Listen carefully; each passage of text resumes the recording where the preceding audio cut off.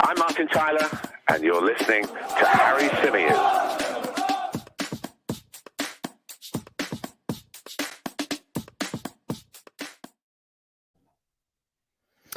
Hey everybody, how's it going? Welcome back along to the Chronicles of a Gooner, the Arsenal podcast, part of the 90 Min football family. As ever, I'm your host, Harry Symeou.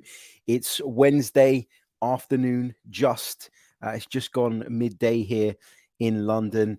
I was hoping the sun would be shining. I was actually thinking of lighting the barbecue today, seeing as I'm working from home due to the train strikes, but it doesn't look like the weather's good enough, to be honest. I mean, I could still do it anyway, couldn't I? But yeah, I'm a little bit disappointed, a little bit underwhelmed by the weather today. I felt like that as soon as I woke up, and I felt even more sort of deflated when I read this William Saliba report this morning, which we're going to get into. We're going to break down.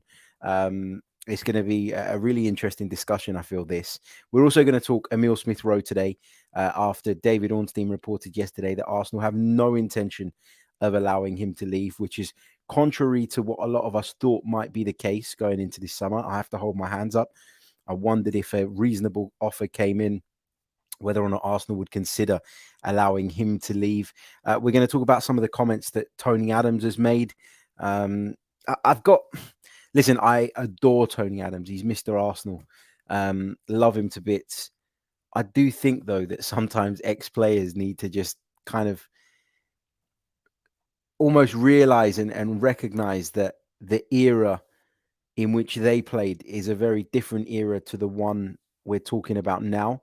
So not every basic principle that they would have applied or every theory that they would have sort of cooked up back in the 1990s, for example, is still applicable in 2023.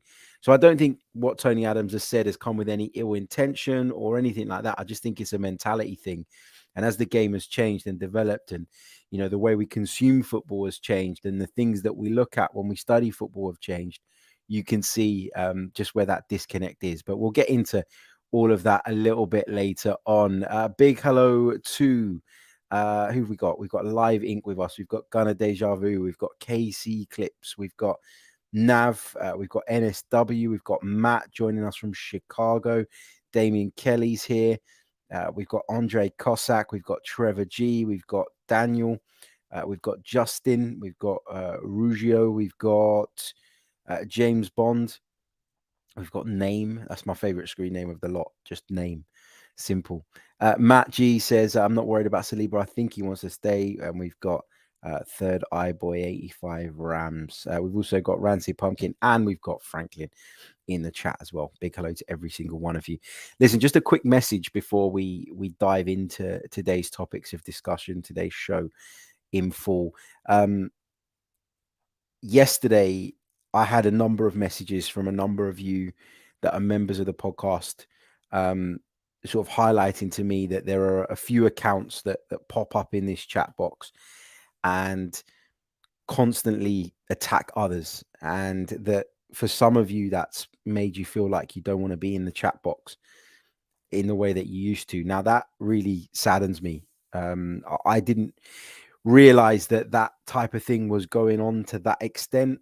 I know that there are people in the chat that like to be quite negative, and there are certain names that pop up constantly and, you know, are always looking to have a go at the team or discredit what I say or what some of you guys say in the comments. And that's absolutely fine. You know, people are entitled to have their own opinions. I'm not going to make this a place where you can't have a different opinion to mine or a different opinion to those that occupy the chat box normally. It's okay to have a different view as long as that view is put across in a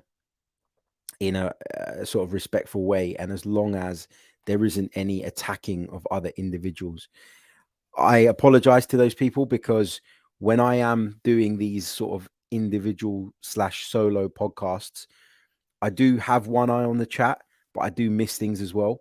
It's impossible to speak with any real kind of flow without sort of kind of blocking out sometimes what's going on in the chat for periods of the show. That's why I always say to you guys, look, if you've got questions, pop them in a little bit later on when I know that my eyes are going to be on the chat more.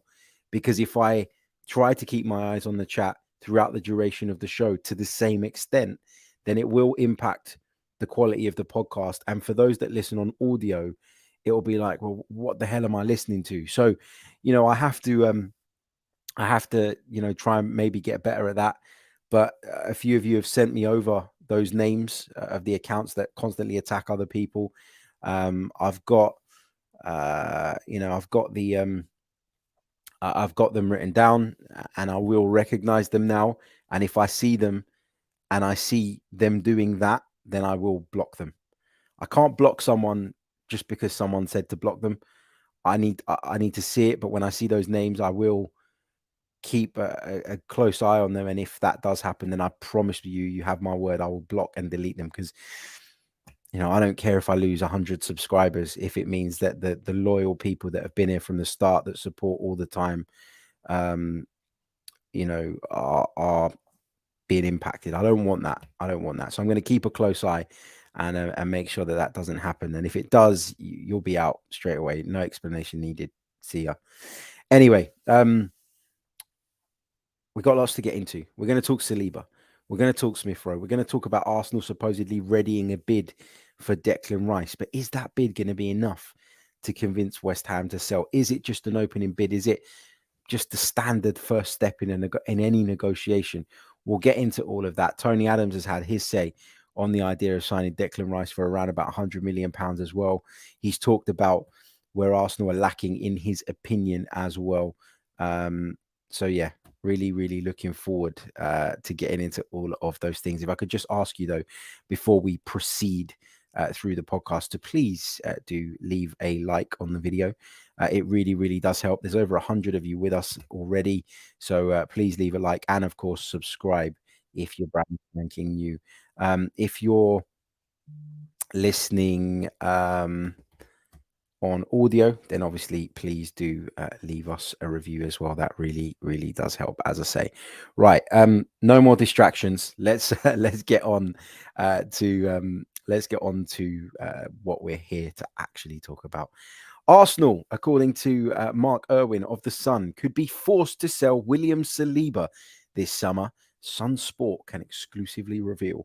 The French international's wage demands have shocked the Gunners, and Saliba only has 1 year remaining on his contract. Now, we all know what Saliba's contract situation looks like. We all know that, when he was brought in initially by the club, he was always going to be sent back out on loan the first time around. It happened that he came back and he wasn't a part of the plan, was unregistered, went on loan in the second part of that season, and then spent all of last season on loan at Marseille. I say last season, not the one that's just finished, the one prior.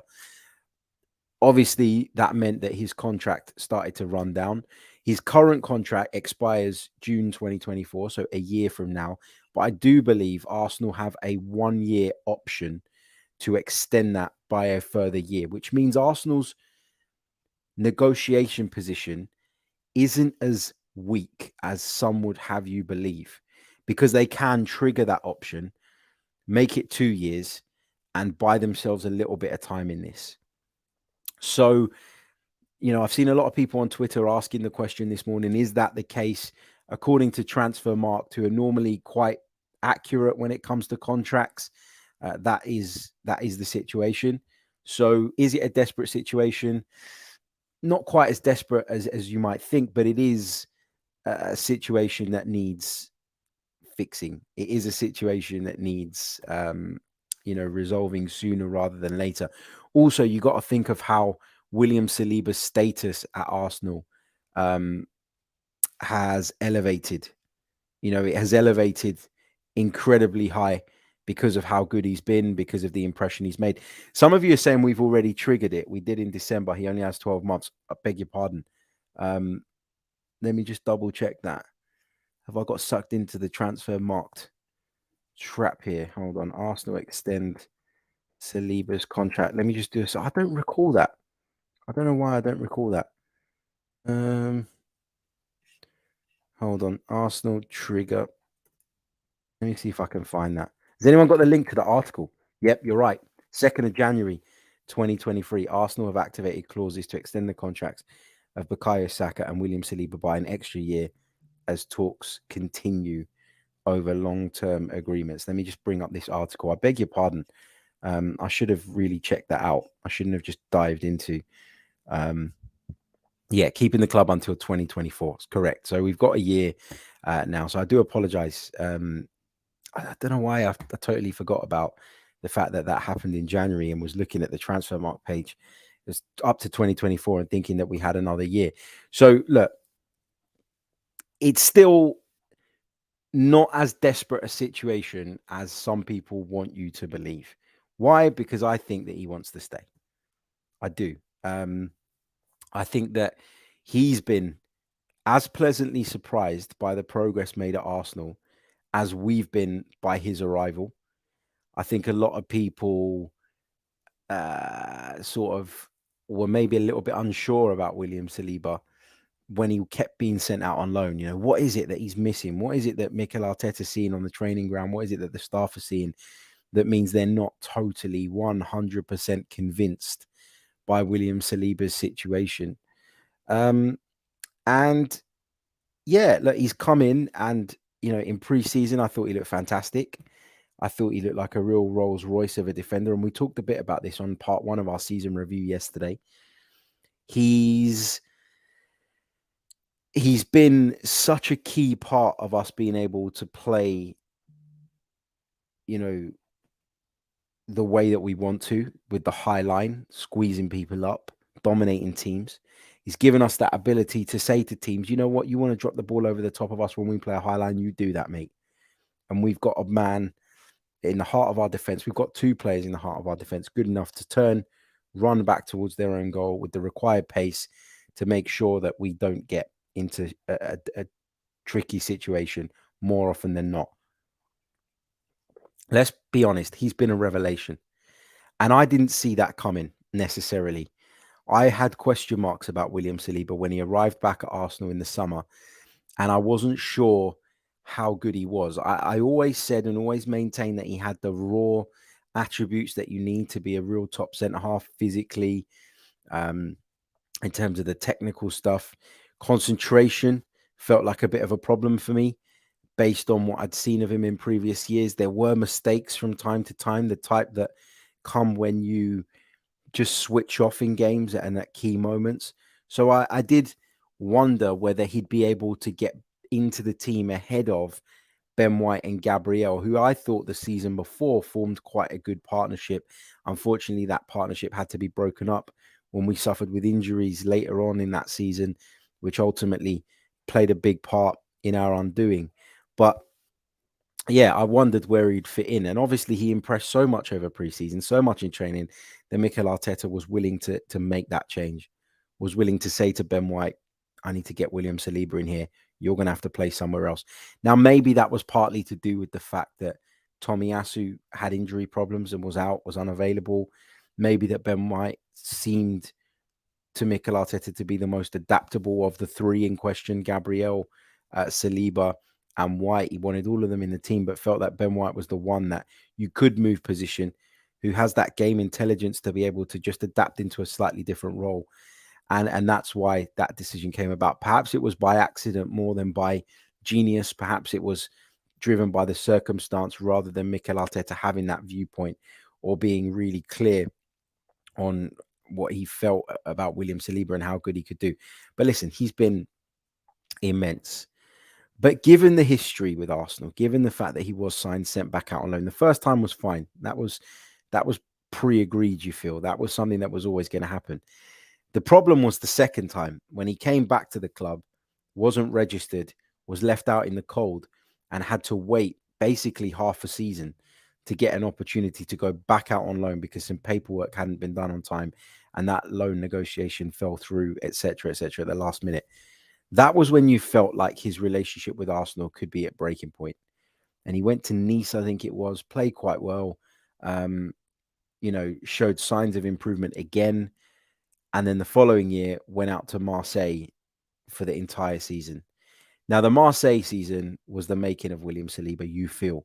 It was the season that gave him a understanding of what it's like to play at a football club when you're always under pressure to win, when the club is a massive entity where everybody's eyes are on you week in, week out. You play well for Nice one week, you don't play so well the next week. Is it that big of a deal? Is it something that's going to be highlighted in the national press, that's going to be broadcast across Europe? Probably not. But when you play for a club the size of Marseille, where the demands are what they are at Marseille, you know, you almost condition yourself for life in the Premier League with one of the Premier League big boys. And I thought that move was really good for him. I know that people were talking about it midway through last season. Again, not the season that's just finished, the one prior. People were saying, if we had Saliba now, when we were having all these injuries, we'd be fine. And what a stupid mistake it was to let him go out on loan. But the truth of the matter is that William Saliba, the William Saliba that arrived at the start of the season that's just ended, was far more advanced than the one we'd let go at the back end of the season prior, because he'd gone there and got another year under his belt and learned a lot, you feel.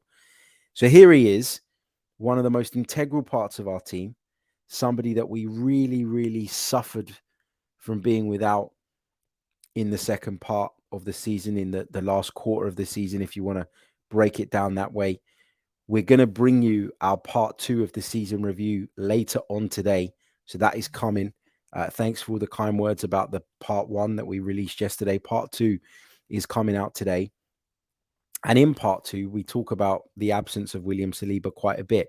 So I don't really want to spoil that and talk about the ins and outs of his absence. I know we've talked about it over the duration of the season, but you know, we really do focus on that in part 2 of our season review. So I'll leave that there for the minute. But what he's done is played himself into a place where he is indispensable to this team. He has played himself into a place where he is now regarded as one of the best centre-backs in the Premier League, which in turn makes you one of the best centre-backs in world football. And all of that at just 22 years of age. Of course, he's going to want big money. Of course, he's going to want to be on a wage packet that reflects that. He'll be looking at some of his peers and he'll be looking at what they're earning, and he will think that he is more than value for that type of money. Arsenal are asking him to commit his future to this football club. It's a future. It's a football club that 12 months ago, he wasn't sure he wanted to be at. That 12 months ago had yet to show massive faith in him. A manager that 12 months ago had yet to show huge faith in him. And so you can understand why, even if his mind is made up now that he wants to stay at Arsenal and there's nowhere else he wants to be, you can understand why, at the very least, William Saliba's people feel as though they are in a great negotiation position to push for way more than the rumoured £120,000 a week that Arsenal are said to be offering. That's just my view. If you told me a week ago that the negotiations were ongoing and that Arsenal were going to offer him £120,000 a week, do I think he'd accept it? I'd have told you no. You got to be talking upwards of 200 grand. You have to. I mean, think about what Bukayo Saka's earning. Think about what Gabriel Jesus is earning. Think about, you know, what a load of other players within the group. Think about what Eddie Nketiah is earning, right? Eddie Nketiah is a £100,000 a week squad rotation player. Well, William Saliba is one of the pillars of your team. If Arsenal thought, and I don't know that they did because this is just a report and it is from the Sun, we have to temper this conversation with that. If this is just, you know, if this is what Arsenal are offering, £120,000 a week, you have to understand why William Saliba's people would be like, no, you can do better than that. Of course they can. There's a part of me that doesn't want to believe this report, that feels like it would be so naive of Arsenal and almost insulting from Arsenal to make an offer of that amount of money. And there's a part of me that thinks, well, they could do this. Look, I hope it gets resolved. It will get resolved, I think. You know, although I've read this report this morning and I spoke of a kind of deflation that I felt when I sort of read it, I'm not at the point where I'm massively panicking about this. The season's ended 2-3 days ago. We knew that these negotiations were going to ramp up in the close season, and I expect us to get this deal done, secured over the course of the next couple of months. I wonder if there will be, we heard a little bit about the Saka negotiation, didn't we? That Saka wanted there to be a release clause in there in the event that, maybe Arsenal don't progress in the way that we hope to. And so that he would have an opportunity to be able to go elsewhere and win trophies if it got to that point.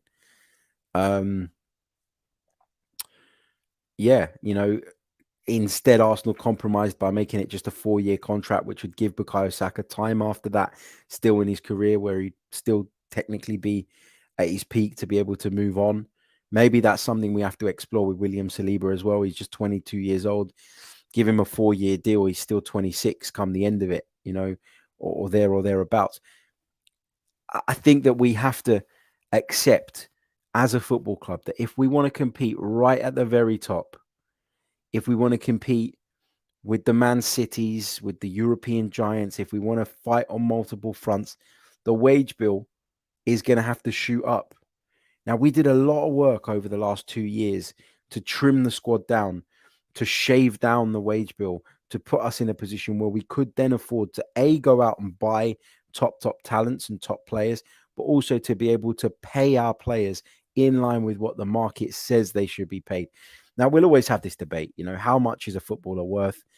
People will always tell you that the money that they earn is ridiculous, it's crazy, but this is the market, this is the reality.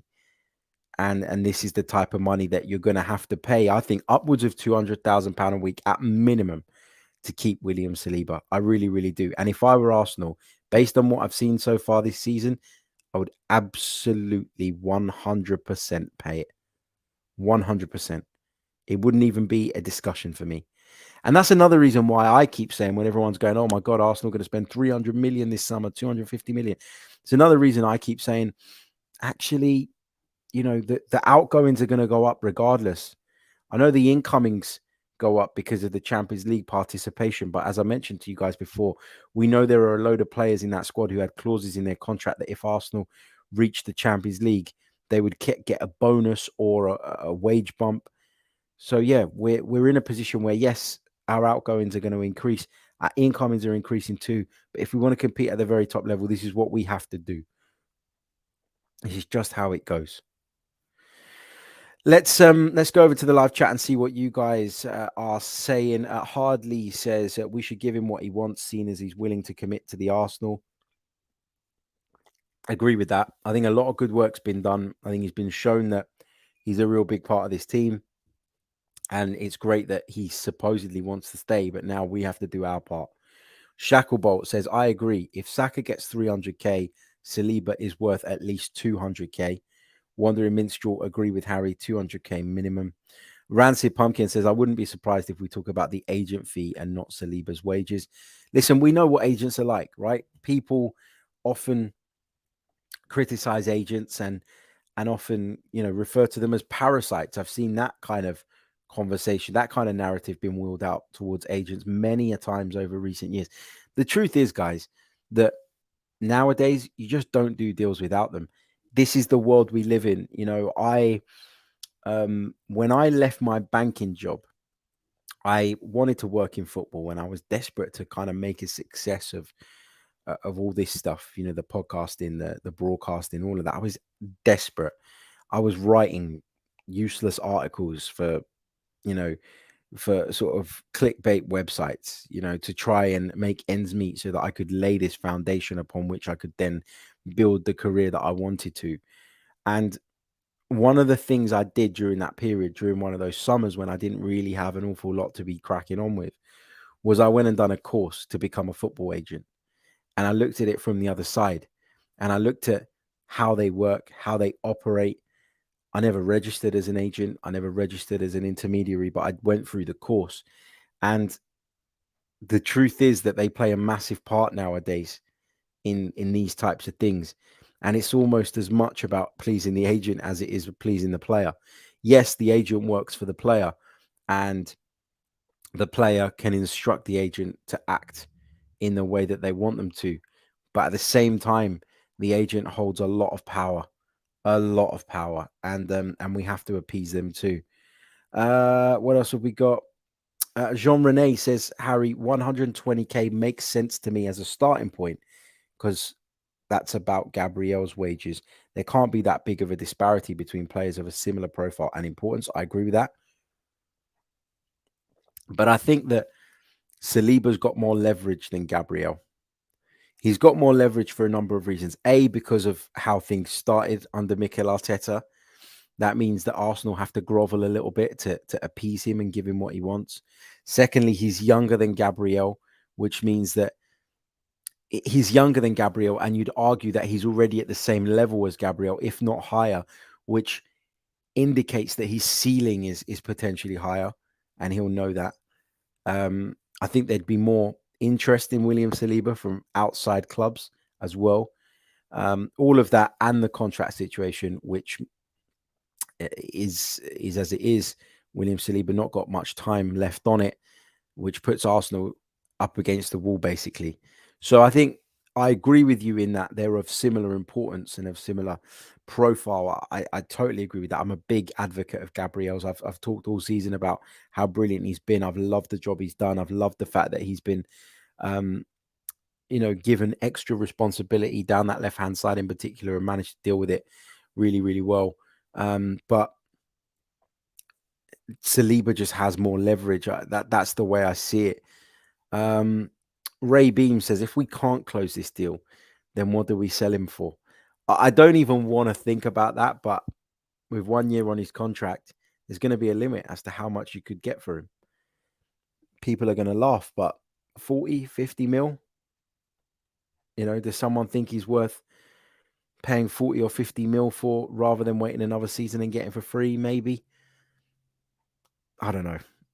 But there's not going to be too many clubs out there that can offer him the guaranteed playing time that we can, Champions League football, as well as all of that, the sort of security of knowing where you're at and what you're regarded as, your role, etc. If I'm William Saliba at 22 years old, I don't think there's a massive rush to be sort of going on the hunt for other things. I don't think anyone outside the Premier League, with the exception of maybe Real Madrid, are going to be in a place where they can pay him more. So, I think that we don't even consider that at this moment in time. I think we focus on this negotiation and getting the deal done. Czech says Saliba has all the leverage. Either pay him what he's requesting or he'll walk for nothing next year. Agree. Casey Clip says, I would go a step further, Harry. I think he's closer to Saka's wages. Look at his age and how important he is. High 200s probably. And to be honest, that's fair. Yeah, I think you're right. Sakub says, Harry, your opinions are balanced and sensible. Well done. Some Arsenal fans are not sensible. If Saliba does not sign a new contract, we have to sell him, sadly. We can't lose him on a free. Agree. That would be really, really bad business. Really, really bad business. Mohammed says, do you agree with me, Harry, that this market is also important for Edu to deliver, getting our primary targets like Rice, Caicedo? We cannot afford mistakes in this war between clubs. Thoughts? Yeah, we'll talk about that a little bit later on, but I think you're right. I think you're right that we do have to now make that statement and go out and get the players that we really, really want and the players that we've earmarked. Chris Summers says, hi, Harry. I think Saliba is a generational defender and has massive potential and proven what we are like without him. I don't believe there should be any negotiation. Just pay him what he wants, surely. It's hard to disagree with that. It's hard to disagree with that. It really is. Innie says, fans, let's play our part. Show Willie the love. Yep. If you can show these players how much they're loved, it does play a part. It might not be the be all and end all at the end of the day. Financial decisions may gazump that, but if you can show someone how much they're appreciated and loved at a football club, that goes a long way, I think, particularly now at Arsenal, where that connection between everyone is really, really strong, and where that mood and atmosphere is a real positive one. It's a positive working environment, isn't it? And that's what you want to be in, don't you, as a footballer, particularly one who's still got things to achieve and still got more to sort of work towards. Because listen, William Saliba's great. I love him. I think he's fantastic. I desperately want him to stay. But he hasn't won a Premier League yet. He hasn't won a Champions League yet. Has he played in the Champions League? I think he did with Marseille. But has he been far in a Champions League campaign? How much silverware has he won? These are the things that he'll be working towards as part of a team, but also on an individual basis as well. So yeah, I think this is going to be an interesting one. But I guess my closing point on this, and we're going to talk Smith Rowe, we're going to talk Declan Rice, we'll take your questions as well. I guess my closing point on this is, let's not panic. It's only the 31st of May. This negotiation is one that we have to wrap up over the course of the summer, I believe. Hopefully in the next couple of months, because if you get to the end of the summer and you do decide, look, this is not happening, we need to sell, you're then limiting the window in which you can do that and make that happen. So it's something that needs to be resolved ASAP, but not within the next few days. So don't panic. Don't stress about it too much. This could be further along in terms of where it is than we're led to believe. This could be a completely nonsense story. So, take it with a pinch of salt. Yeah, have it in your mind and sort of worry about it. That's the natural thing to do as an Arsenal fan. But just hold back on sort of going to town on this, because I think that there is plenty of negotiation still to be had. I think that Arsenal will know roughly what William Saliba is looking for, and I do think when push comes to shove, they'll get there and they'll meet him there. So yeah, we'll see. Guys, just a quick one before we continue on through the program. If you haven't done so already, please do leave a like on the video. It really, really, really does help. I can't put into words how important it is that you guys like the video on YouTube. It makes a massive difference to the kind of algorithm and how many people this video then gets recommended to, etc., etc. So please do me that favor. Also subscribe to the channel if you're brand spanking new, if you're watching us for the first time. If you're listening on audio as well, then please do leave us a review as well. That also really, really helps. Guys, any questions, park them. In fact, pop them in, put a cue at the beginning so I can pick them out, and I'll save them and we'll come to them a little bit later on in the program. But for now, we're going to take a very, very, and I mean very, very short pause. And then we'll get back on it and discuss some of the other Arsenal news doing the rounds today. Hey, everybody. Welcome back to the Chronicles of Guna. The next story we're going to talk about is with regards to Emile Smith Rowe. Now, this broke a couple of hours before I'd set up to do part one of our season review yesterday. So we didn't cover it on yesterday's show, but we are going to cover it now. And remember, part two of our season review is going to be out with you guys a little bit later on today as well. So make sure you keep an eye out for that one. I think it's going to be a lot more painful than part one, but also probably a lot more interesting in terms of the things that we're going to discuss. I've been doing my homework, looking back over the games, etc., etc., and I feel like I'm in a position to deliver a part two review. So we focused on the first 19 games yesterday, and we'll look at the second 19 games a little bit later on today. But the news I want to talk about now is with regards to Emile Smith Rowe. Now, the Arsenal man has been out in the cold in the second part of this season. He returned from injury, of course, after a long spell on the sidelines. He had surgery, worked his way back to fitness, but in truth, never really got a look in. That's for a number of reasons. I think the team were playing really well for the most part. Who do you take out is always a difficult question. Mikel Arteta generally didn't really want to rotate this season. So to say that it was because he didn't like Smith Rowe or had it in for Smith Rowe is probably a little bit far-fetched. It was a general characteristic of the way he managed the team over the course of the season. He wanted to make as few changes as possible, very much knew his best 11. But you've also got to rewind this back a little bit further and remember that Emile Smith Rowe is someone that Mikel Arteta has got the best out of before. He's someone that he's heavily relied upon before, somebody that he used frequently from the left-hand side before, could use in a 10 position before. Where does Emile Smith Rowe fit in, I think, is the question now, rather than does Mikel Arteta rate him? I think we all know that he rates him. Arsenal gave him that bumper contract. They gave him the number 10 shirt at the football club.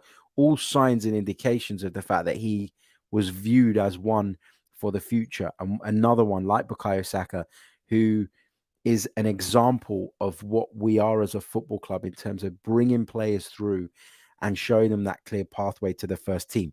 When we talked about the Saka contract announcement, one of the things I said was that they would be able to hold Bukayo Saka up as an example to young players and say, when you're good enough, this is what happens. You become a key staple in this team. You become a key part of this football club. And the same could be said of Emile Smith Rowe, but unfortunately his season was killed, decimated by injuries. When he did come on in games, and when he did get the rare opportunity in the second half of the season that's just finished, I never felt he necessarily took them with both hands. But maybe that was me being harsh. And maybe that's on the basis of, just it's difficult to get into games at that stage.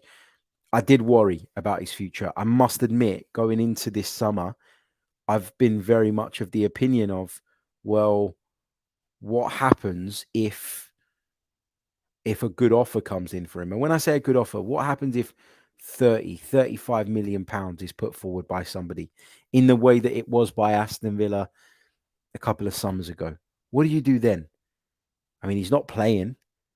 You don't rate him above Martin Odegaard in midfield. There's talk that his position has been adapted from a 10 to an 8 or from a winger to an 8, but we haven't really seen that yet. Will we see it in pre-season? Maybe. There was a lot to really process, and I couldn't get away from the idea of, well, if someone came in and offered a significant amount of money and Arsenal were falling short when it comes to Declan Rice and the price that West Ham are demanding, and Arsenal were falling short when it comes to Moises Caicedo, I couldn't get my head away from the fact that he could be used as a make weight. Maybe not in terms of a direct swap, but in terms of someone that we could generate funds from to aid us in our pursuit of some primary targets. Then the other thing that, when we were talking, and this is a really good point from Hanks, who said, if Arteta rated Emile Smith Rowe, then why does he play Vieira ahead of him? He can rate both players, he can rate both players. And also, I think if he is working Emile Smith Rowe into becoming more of an 8, then Vieira tended to come on in games where we were looking for something. And Vieira for me is not an 8. Vieira for me is someone that has to play further forward. Might be that one day, but isn't right now. I don't know. But, it was baffling. And I'm sort of going backwards to kind of get to a point where it was clear that Mikel Arteta rated Emile Smith Rowe. And I acknowledge that maybe it doesn't look like that right now, which is why I kept saying, if someone offers big for him this summer, there's a possibility that he goes. But David Ornstein says that is not the case. He says Arsenal have no intention of letting Emile Smith Rowe depart this summer. The 22-year-old is contracted until 2026. He's an important part of Arsenal's plans. And after injury hit campaign, the hope is he shines at the under-21 Euros and in pre-season before a big 23-24. We're going to need a squad. Like, the squad's thin.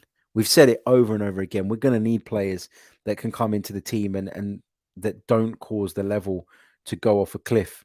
We desperately need that. And we're going to need it even more so being in the Champions League rather than the Europa League. So, yeah, let's see how this goes. But David Ornstein's normally spot on. He normally, has it right. And so I'm inclined now to believe that the intention is for Emile Smith Rowe to stay on. We've talked about him at length over the last few months.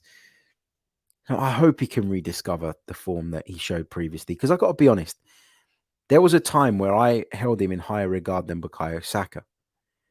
There was a time where I would have said of the two, he was the most naturally gifted. He might not be as physically robust, might not be as strong when it comes to sort of fending off injuries in the way that, of course, Bukayo Saka has proven himself to be.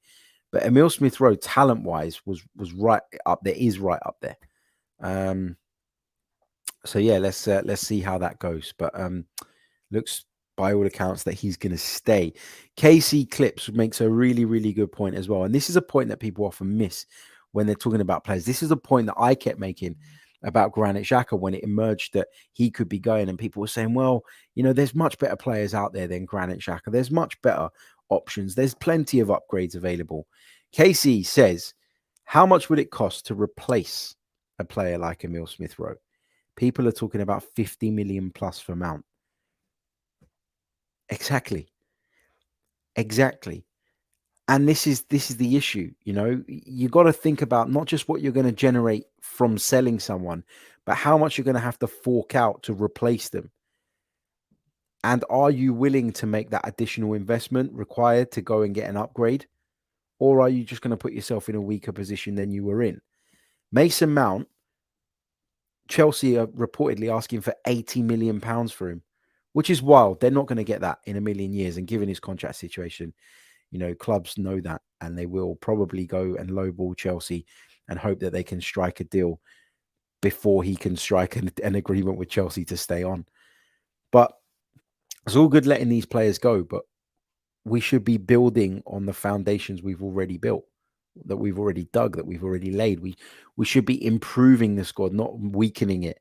And to let Emile Smith Rowe go for £35 million, for example, but then have to spend 50, 60 million pounds.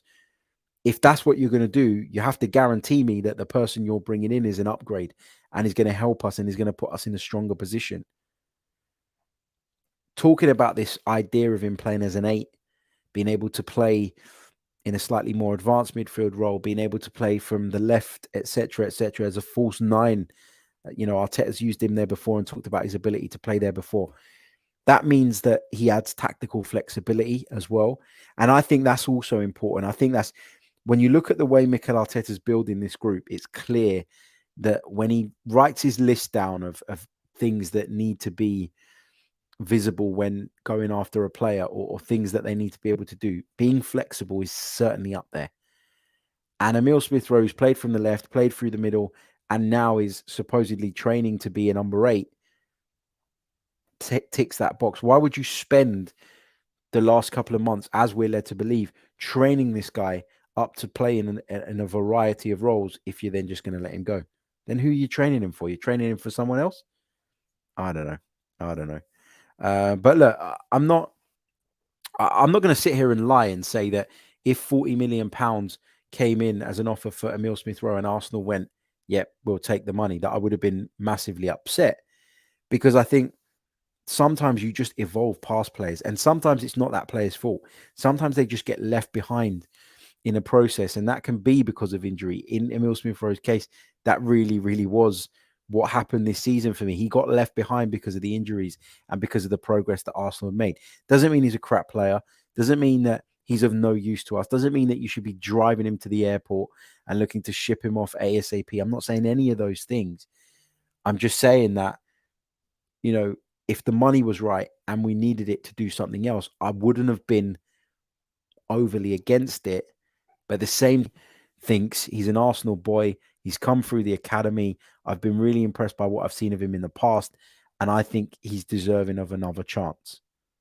But this does feel now, given Arsenal's sort of development, very much like the last chance saloon for Emile Smith Rowe, in that if he doesn't deliver in the upcoming season, then, you know, there's a chance that his future at Arsenal is non-existent. Robert says, it's good Mikel Arteta wants to keep him.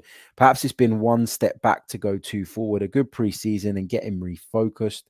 Top managers can be seen to challenge and test special talent like him. It's a good point. It's a good point. Right. We're going to take another very short pause, and then we're going to talk Declan Rice, Tony Adams' comments, and we're going to get some of your questions before we wrap up. Don't forget to leave a like, subscribe, all of that stuff, and we'll be back in a minute. Hello, and welcome back to the Chronicles of a Gooner. Let me just find these Tony Adams quotes so that I can put them on the screen for you guys that maybe haven't read them already. He's talked about the Declan Rice thing. And let me just go over to this page, the Gunners news aggregator on here. He's talked about the Smith Rowe stuff. We've seen that already.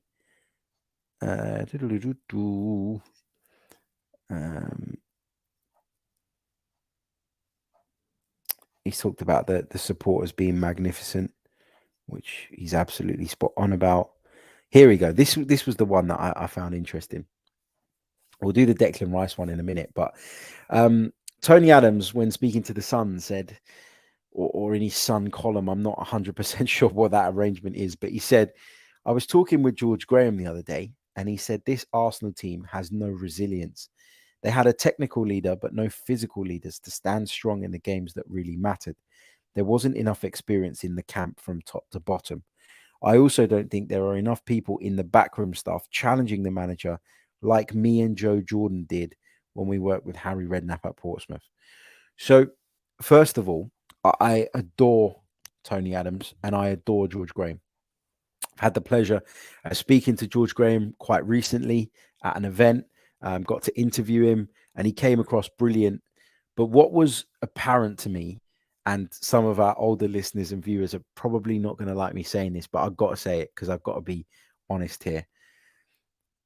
One of the things I felt from speaking to him was that, yes, you were a great manager and you achieved wonderful things with our football club. You was a great player as well, but you are out of date. And not as a man, not as a person. Let me just be clear on that. Your thinking is for an era that has been and gone. Your opinion is based on your own experiences, but your own experiences are not irrelevant, but certainly aren't as relevant in 2023 as they were in 1990, for example. And I think that you have to be able to sort of differentiate that between how someone feels about a football club as well. So George Graham would not have sat there to slag off Arsenal with ill intention. Tony Adams isn't bringing this up to hammer George Graham. They're kind of a similar mentality, you would guess, given that, you know, they worked together and obviously had success together, etc. But this thing about physical leaders, I first of all, I disagree with it because I think that Gabriel physically is a beast. I think Saliba, when he's in the team, is physically up for the fight. I even think Ben White, who isn't this nasty sort of type of player and who is a little bit more kind of cool in his demeanor, etc., physically is always up to the challenge. Thomas Partey certainly is, with the exception of the last few weeks of the season. Granit Xhaka too. I think we built a real strong core. When we were missing one or two of those players, we started to weaken. And I think we need a squad that has more of that physical presence within it. And I talked, remember, after we got beaten by Man City about the need to add more power to the group. I really do feel that that is a thing. But to suggest that that is the be all and end all is a little bit far-fetched to me. To say that we've got a technical leader but no physical leader, I don't think makes sense. I think that Martin Odegaard, yeah, you'd put him in the character of technical leader more than anything else. But he's not just a technical leader, he's a tactical leader in that he implements and makes sure what is put across by the manager is implemented on the pitch. But he also works incredibly hard. Now, being physically at a high level is not just about your size. That's a genetic thing to a point. You know, if you're born and you grow up to be 5'8", 5'9", 5'10", you can't do anything about that, can you? But you can make sure that your condition physically is tip top. You can make sure that you are fit, that you have the stamina, that you have the aggression in your game, that you're as robust and as built as you possibly can be within the constraints of your body frame, etc. So I don't think that this is as big a deal as this was back in 1990. And that's the kind of point I'm trying to make. The thing about Joe Jordan and Harry Redknapp at Portsmouth, again, love Tony Adams, adore him. But as a coach, as a sort of, yeah, as a coach, I just think Mikel Arteta's on a different planet to him. And And that's not being disrespectful to Tony Adams. I just don't really see that, because back in the day when Harry Redknapp was at Portsmouth, Joe Jordan and Tony Adams were in his ear all the time, that means that that's something we need at Arsenal. I'm sure there are challenges that go on behind the scenes. I'm sure there are difficult conversations that take place, but someone needs to take the reins. Mikel Arteta has done that, and the club have progressed since. So I'm not really too keen on these comments, I have to say, from Tony Adams. Again, I don't think they were done with any ill feeling or any ill intention, but I just don't really see it. And again, that kind of blends over into this next comment that I'm going to touch on, which is with regards to his thoughts on Declan Rice. He says, so if Arsenal want to push on from here, they have to sign 4 big experienced leaders this summer. Declan Rice could certainly be one of those. But if I'm going to spend 100 million on one player, I want a Jack Grealish type of player who's going to give me goals and assists, not a holding midfielder. Again, this is a valid point in some ways, but it's also an opinion that is built on a traditional set of values that are no longer as relevant as they were in the past. You know, Declan Rice, if he costs 100 million, that's because that's what the market demands. And for someone that grew up in a different era, it's impossible to get your head around how someone could cost 100 million pound now that isn't scoring you all the goals. But if that person can give you the foundation and the platform upon which you can go on and score goals and take teams apart, then it's equally as important. So again, look, not slagging Tony Adams off. I just don't really buy into this stuff. That's just my opinion. It's just my view on it. But thought it was worth touching on, because I think that Tony Adams is getting a bit of heat online for saying this stuff, which I think is unfair as well. I think you should be able to take someone's comments, read them, process them, disagree with them, but still respect that that's their view and that's their opinion. And that's what I'm doing here. I disagree with them, and I've given you my reasons why, but it doesn't change my view on Tony Adams. Not at all. What else have we got? Casey Clip says, I agree with his comments to a certain extent, Harry. The midfield looked very weak when the going got tough over the last 10 games of the season. The rest I don't agree with. I agree with that.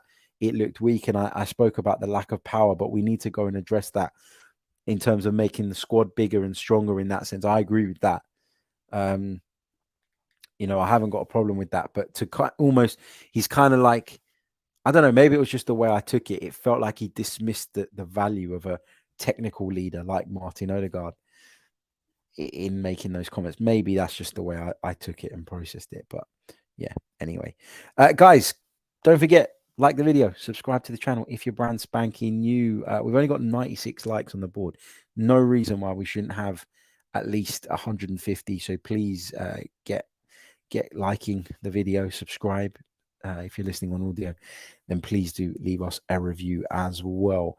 I'm going to take a short pause, going to talk briefly about Declan Rice, and then we're going to take some of your questions from the live chat. Hello, welcome back along to the Chronicles of a Gooner, the Arsenal podcast, part of the 90 Min football family, coming to you live from the living room today. Got a problem with some electrics in the outbuilding, and got someone taking a look at it now, which is why I'm sitting on the sofa. Kids aren't home, wife isn't home. Great opportunity to sit back, feet up, and deliver a podcast from the glories of the Simu living room. But yeah, anyway, Declan Rice, what's the latest on that? I've had a few people asking me on the socials over the last couple of days. As far as I know, nothing, to be honest with you. There were reports yesterday that Arsenal were preparing a bid of around about £90 million, which you feel is probably not going to be enough to close the deal. So again, like I was talking about the Saliba situation, is that just the first step in the negotiation? How's that going to go down with West Ham United? Don't know.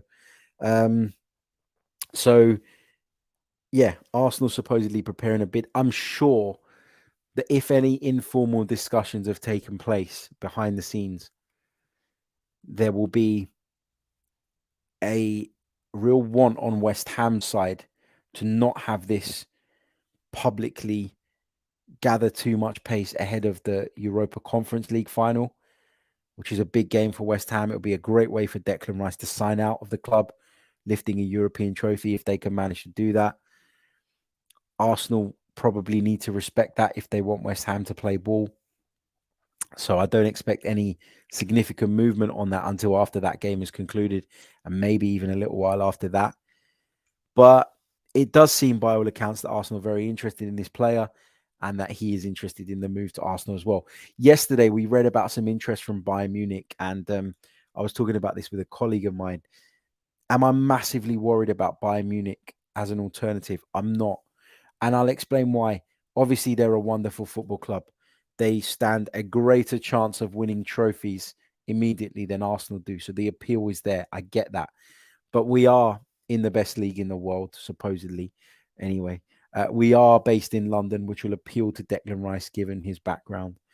And on top of that, as powerful and as much of a draw and an appeal that Bayern Munich are they going to be able to blow us out of the water financially? I don't think any of the European clubs, with the exception of maybe Real Madrid, when they feel like it, can rival the Premier League clubs financially right now. Now, that's a problem in itself. It's a problem with the European game. I've said it for a little while. It's created this big chasm between the Premier League and everybody else. And that's problematic. It's not healthy for football, in my opinion. It's not healthy to have all the best players in one place. I like the idea of there being, I like the idea of there being, great players across the continent. And I like the idea of those European clubs being really, really competitive on the European stage as well. But Bayern Munich, to me, as I say, first of all, would have to convince a player who's played in the Premier League, who's comfortable in his surroundings, to leave the country, but also financially, for example, we are going to ready a bid supposedly of £90 million. How far beyond that would Bayern Munich go? And if they did go beyond that, would they get to a point that we can't match? I don't think so. That's why I don't see them as a massive threat in this. Not because they're not a great football club. They absolutely are.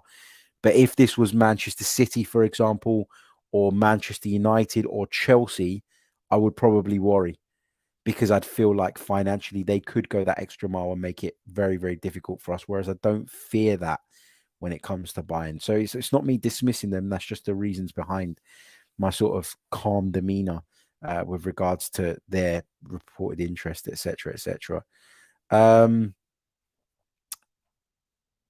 What else have we got? I'm just having a look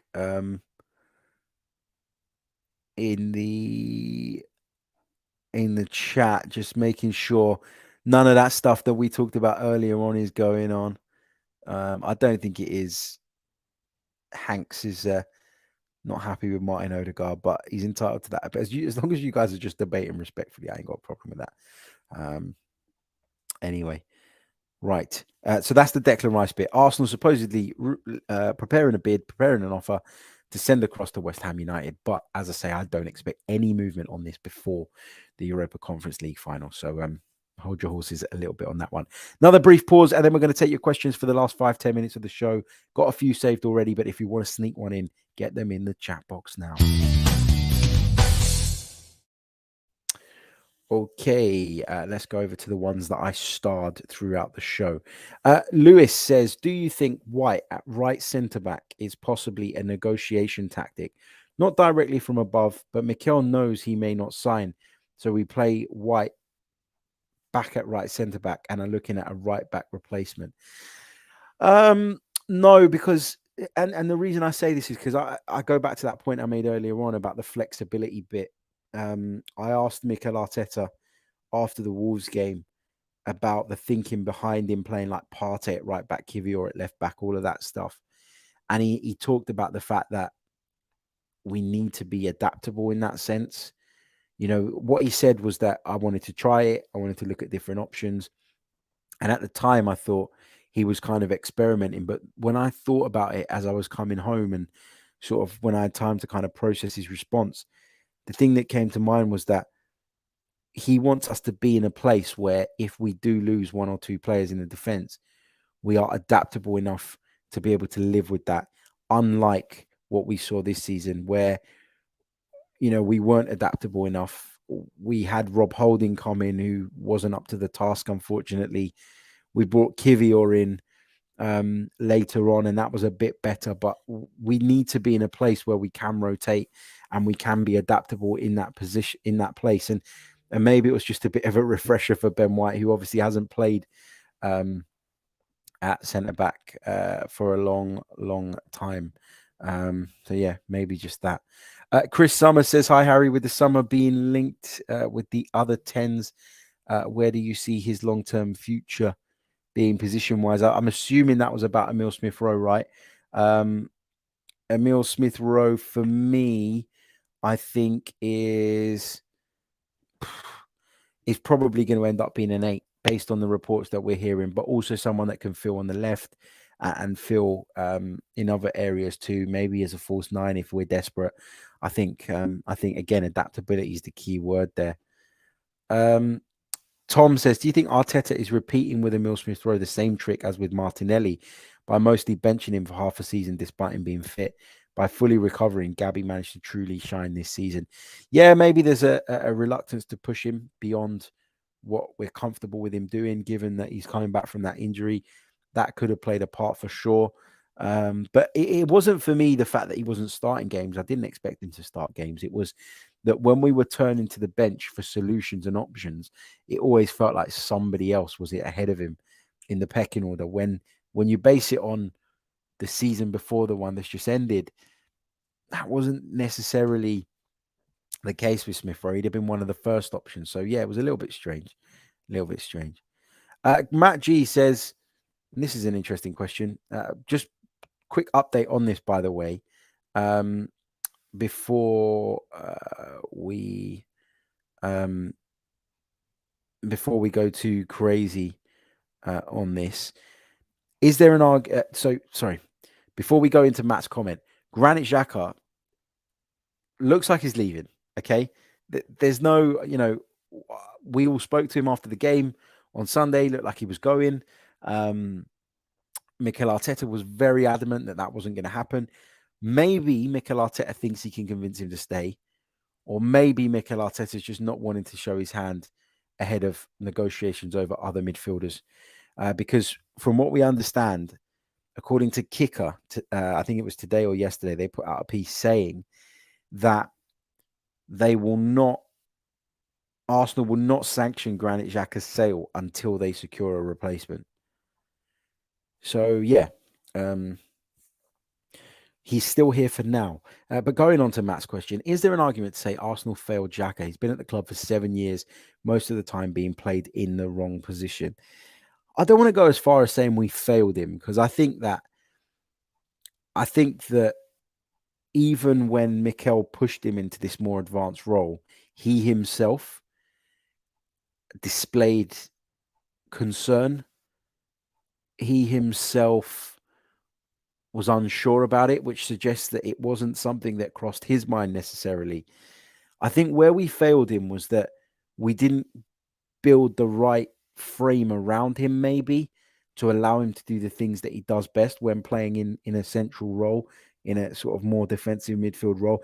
And you've got to remember, like, he plays that type of role for Switzerland. He played that role for Mönchengladbach before. That's what he was signed to do. So I don't think we necessarily failed him. I think actually, rather than saying we failed him, we probably have to give Mikel Arteta credit for thinking outside the box with regards to how he could then get the best out of him. But I get what you're saying. It is a valid point. I just think that our failure was not maybe with him as an individual, but more so around not building that structure that almost recognized and therefore catered to where his shortcomings lay. Just my opinion on that. But yeah, it's a really great question, Matt. Thank you, mate. Okay, look, guys, I'm going to wrap it up because we've been going for over an hour. I'm absolutely knackered. It's been good talking to you all, as always. Lots of interesting stuff to work our way through, as I'm sure there will be throughout the duration of the summer. Remember, part 2 of our season review coming up a little bit later on as well. Looking forward to sharing that with you guys. And I'll see you very soon then. So until next time, take care. Have a great day. All the best. Goodbye. Don't panic about Saliba. We'll get it done. I promise. I'm Martin Tyler, and you're listening to Harry Symeou.